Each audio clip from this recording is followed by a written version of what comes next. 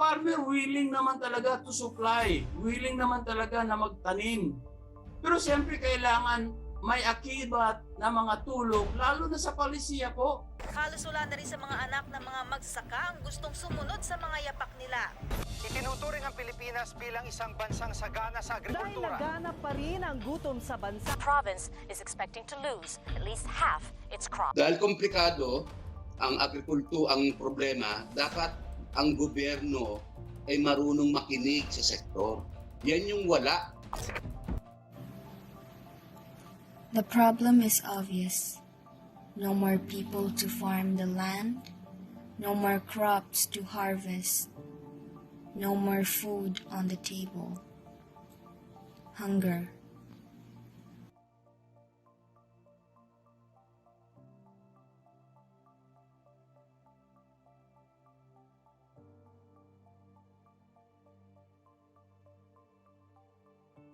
Ko si Cordicius acidui. Kaya population mawab 30 katuig na. 30 years. Ay, lisod kayo kay may mga dangan perting lisura yun. Palay. Okay man. Ka mayo mag-abot. Mayo man. Kaya usay naman sila yung matabang sa mua. Tabangan mo nila sa bahin sa mga abono, similya. Under the scorching sun in Bulacan, 60-year-old Thelma is outside farming to earn a living. And she has been doing this every day for about 50 years now. Her husband Gregorio is also a farmer, and so is her eldest child Gemma. But her other children are working in a factory. They once tried planting rice, but it could not sustain them, so they opted for crops like kamote tops or talbos, lemongrass or tanglad, or corn, which will give them cash more quickly. Thelma and her family still earn very little, and they don't even own the land they till. She laments the lack of government support for farmers like her. Dapat sana ang magsasaka dapat bigyan nila ng pansin na tulungan talaga nila kasi ito man talaga ang pinakakailangan talaga ng tao. Kahit nga hindi magsasaka, kahit nga kayo mula sa magsasaka ang kinukuhanan ng pagkain.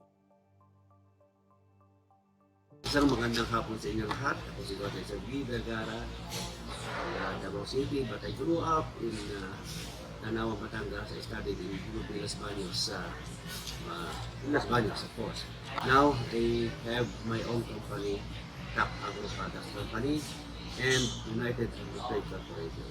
In United Agri-Trade Corporation, I am still the Vice President, and Top Agro Product Company is still the Vice President. At the same time, I am the CEO. I handle everything. All, lahat ginawa ko Tulong.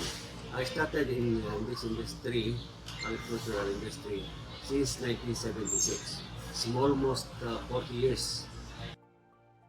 Ang problema ngayon, napakalaki. Pinabayaan ang agrikultura. Pinabayaan ang mga magsasaka.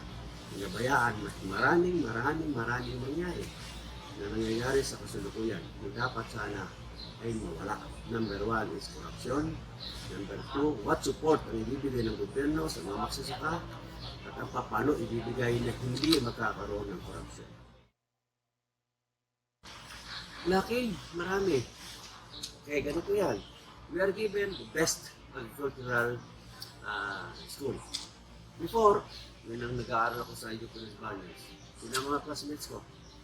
From Thailand, Vietnam, even Japanese people are there in Las Baños. We have the International Rice Research Institute. And we have several good agricultural schools. In Tabacan, even in Visayas, in Luzon, many schools. But ngayon, ang nangyayari na, sabi nila, hindi ko alam kung bakit hindi nabigyan na magandang oportunidad ang mga graduates ng agrikultura. Yung magagaling, nasaan ngayon? Naroon sa ibang bansa at nagsiservisyo sa mga tao doon. Sa Pilipinas, ang iniwan ng tuturo lang. Kasi hindi binibigyan ng magandang suporta ng gobyerno. Sana sa ngayon mabigyan ng magandang suporta ang mga taong karapat-dapat na magtrabaho o maglingkod sa mga Pilipino magsasaka. Ang production is too many factors to consider. Number one, sa ngayon, ano lang yung problema? Ang problema, ang inputs. Kung sinabi natin inputs, fertilizers, and pesticides, and others. Pero ang number one problema natin din ang fertilizer. Why the fertilizer is too high?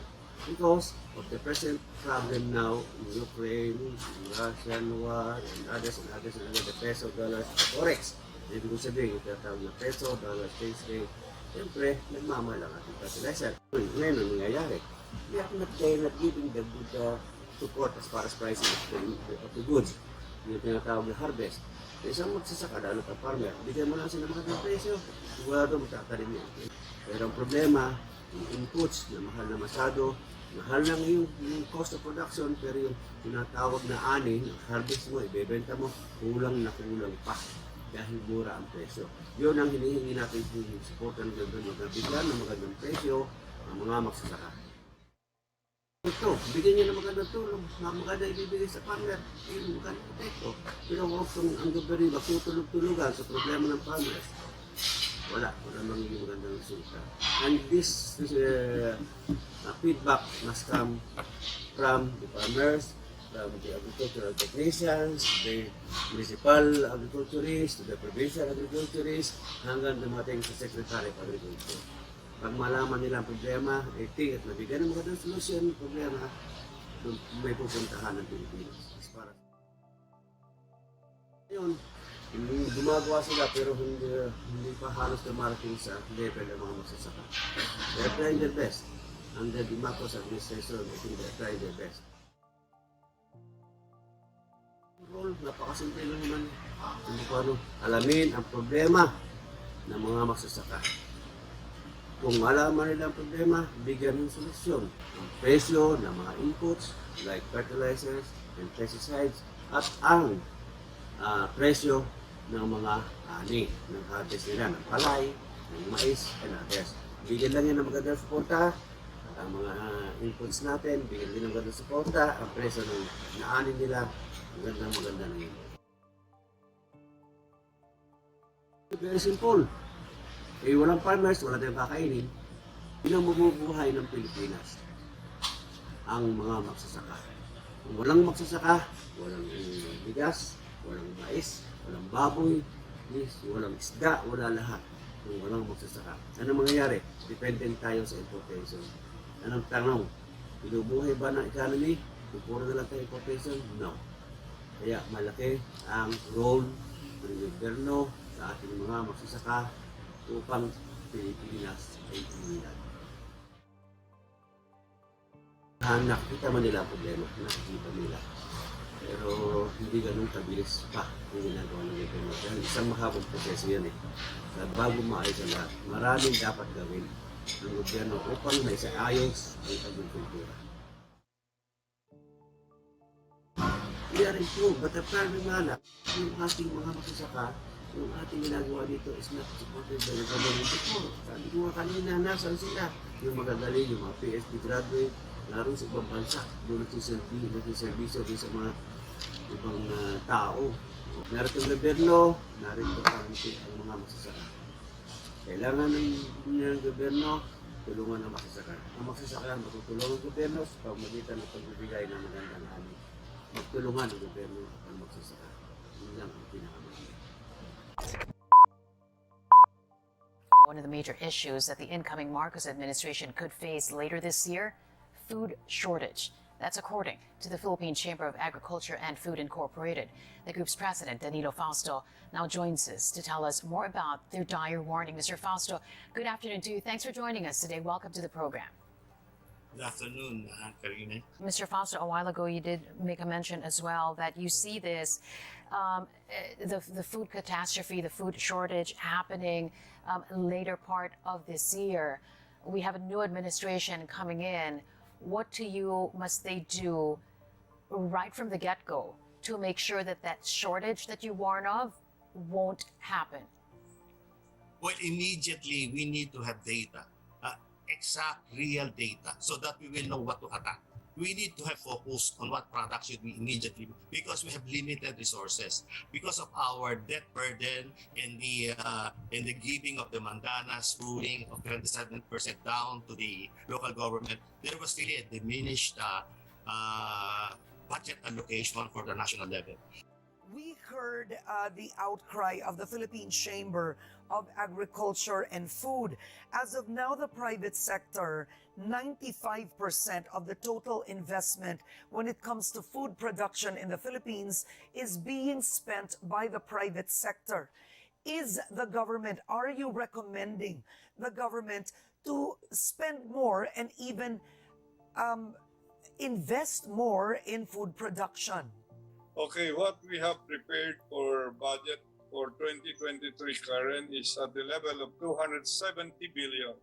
We really have considered everything, and that's the level of budget that we need in agriculture. Otherwise, talagang we have been under budgeted, we have been neglected all these 30 years. We need now to significantly give budgetary support so that all the very requirements for farming and fishing can be properly supported by government.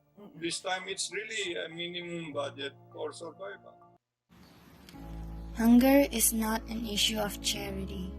It is an issue of justice. How long are people going to suffer? Would this problem be passed on to the next generations? It's time to look after our agriculture. The farmers need our help. Act now. Achieve food security, improve quality of life, end hunger now. The change can start with you. But the question is, are you up for the change?